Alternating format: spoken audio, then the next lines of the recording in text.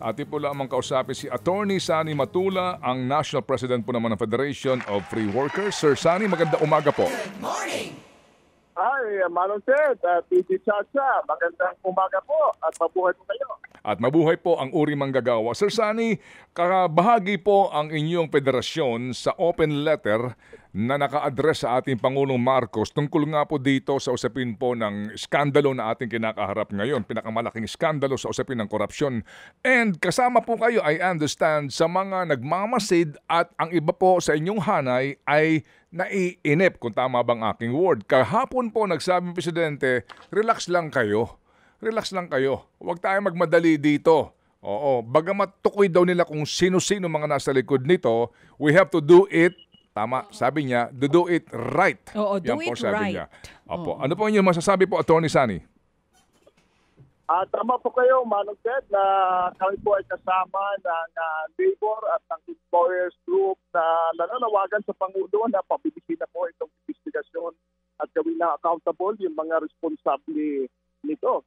Yung sinabi ng Pangulo na relax lang, baka nga mag-relax yung mga investigator natin. Kaya ang aming mungkahin sa Pangulo na utusan yung kanyang mga officer, lalong-lalo na yung sa Independent Commission for Infrastructure na pabilisin yung pag-imbestiga po. Kasi noong pang Hunyo yung kanyang sinasabi na mahiya naman kayo, matapos na itong taon, wala pang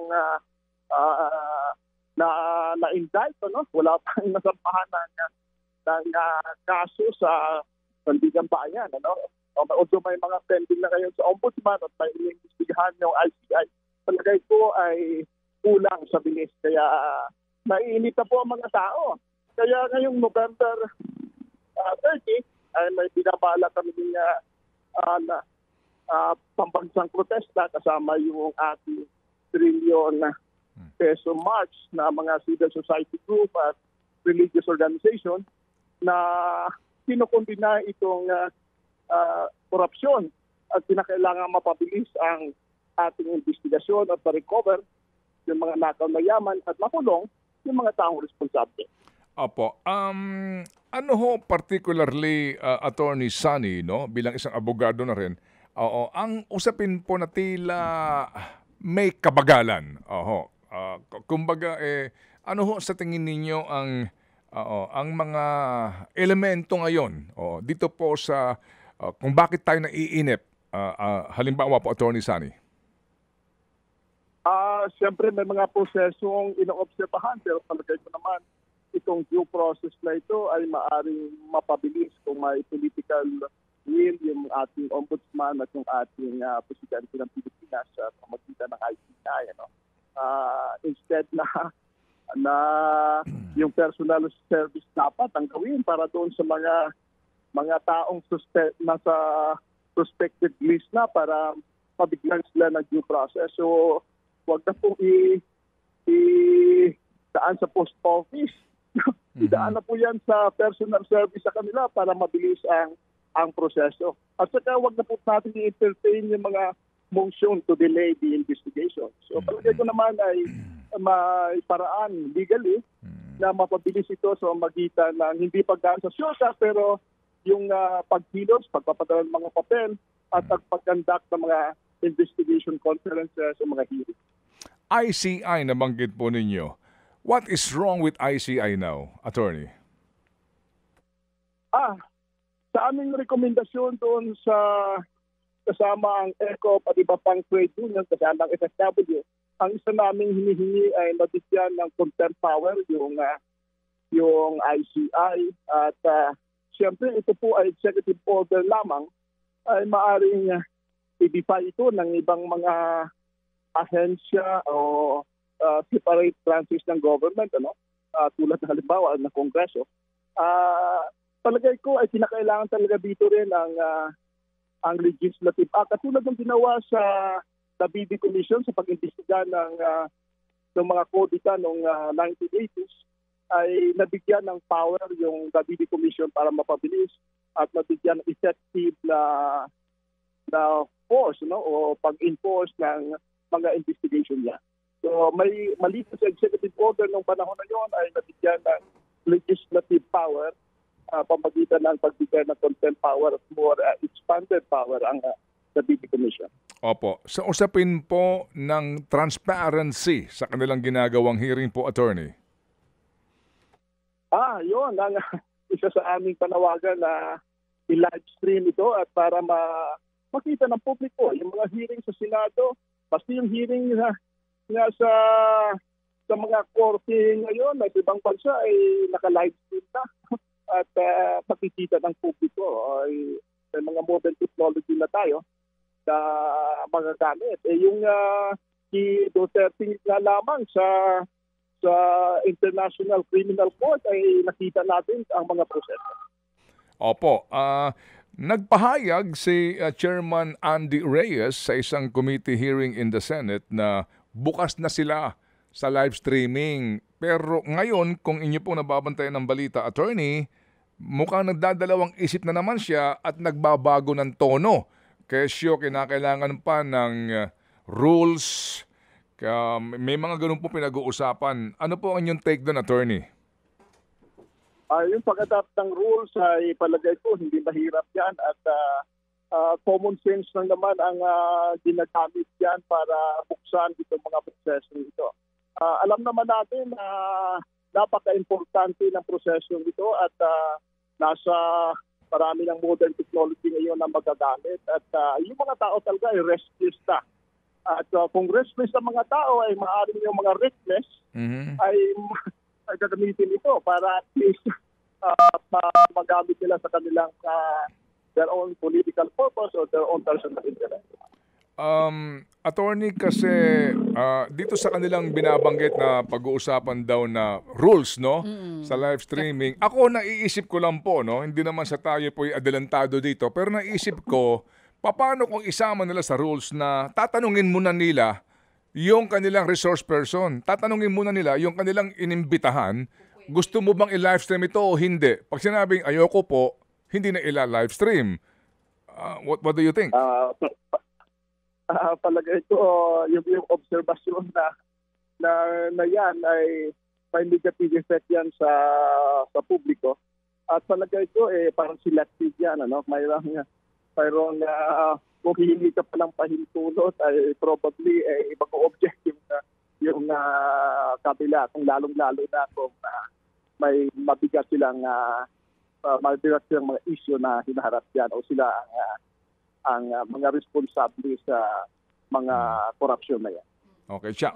Attorney Sonny, doon po sa naging unang pahayag nyo kasama yung iba pang business groups at iba pang mga grupo, humihingi nga po kayo ng mas agaran nga na aksyon sana dito sa scandal na ito na may kinalaman sa infrastructure projects. Kung sakali man po na sabihin na natin, bumilang pa tayo ng mga ilang araw, linggo o buwan at wala pa rin mangyari, ano na pong susunod na aksyon ninyo?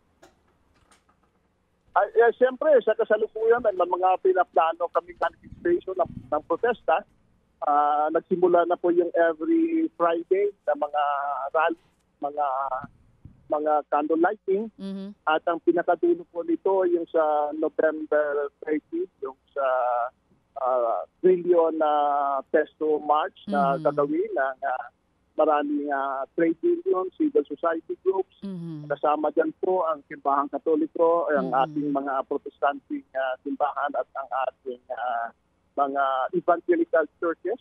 So palagay ko naman ay matitinag yung hindi pagkilos, yung inaksyon ng ating gobyerno at mapabilis ang ating ginagawang proseso. Pero maliban dyan, Biggie Chacha ay may lima pa kaming mga rekomendasyon, yung pagbubukas ng Office of the President para sa dialogue, sa trade union at sa employers group at pag-usapan kung paano masawata itong korupsyon at ang patungo natin sa isang good governance.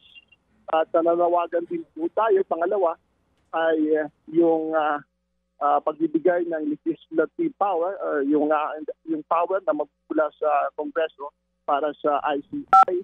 Yung pangatlo po, yung pag-create ng isang separate division sa Sandigan Bayan para mapabilis ang trial proceedings sa mga na-indict at nakusahan ng korupsyon. At pang-apat po ay yung pag-recover ng mga stolen wealth na ito. At siyempre ay ma-freeze muna, baka mawala pa.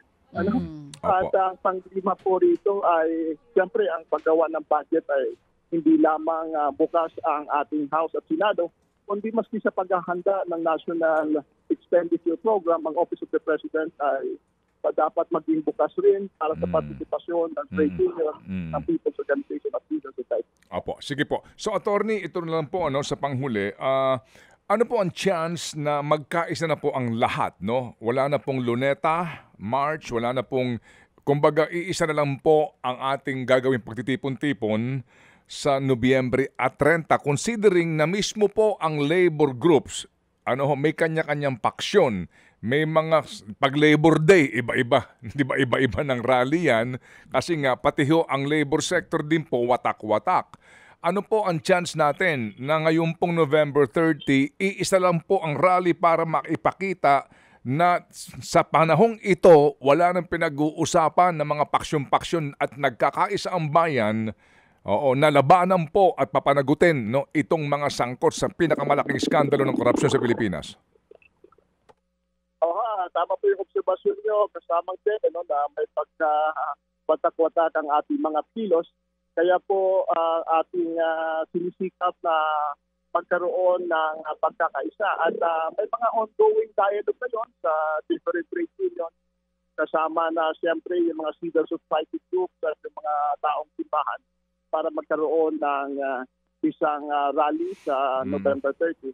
Pero ganun pa man, kasamang Ted, ay nire-respeto natin yung pluralistic society natin. At palagay ko naman ay makukuha natin yan ang pagkakaisa. So pagitan na siyempre ay there is you can make unity in diversity.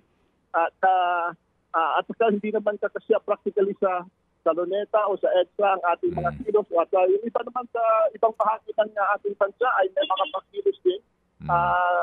Siguro, hisikapin talaga natin na may isang mensahe lamang tayo na ipapaabot sa gobyerno at tuloy-tuloy ang ating pag-uusap yan. Sige po. Salamat po na marami, Attorney Sani Matula, sa inyo pong panahon sa aming pong programa at mabuhay po ang uring manggagawa. Maraming salamat kasamang Ted at Gigi Chacha at mabuhay po kayo at ang milyon ninyo pagkasunod sa Himpapawid at sa television. True FM. Sir Sani Grupo Matula po ng Federation of Free Workers, Attorney Sani Matula. Mga kapatid, brothers and sisters, saan ka pa? Dito na tayo sa totoo. Dito na tayo sa True FM. Mga kapatid, mag-subscribe and follow po kayo sa social media accounts ng True Network PH. Yan po kami. Hanapin nyo lang True Network PH, Facebook, Instagram, YouTube, TikTok, and podcast. Mapa-Apple or Spotify man yan, mahahanap nyo kami. Lahat ng mga napapanood at napapakinggan nyo po sa programa, nasa social media accounts namin yan. So, paano mga kapatid? See you sa social media!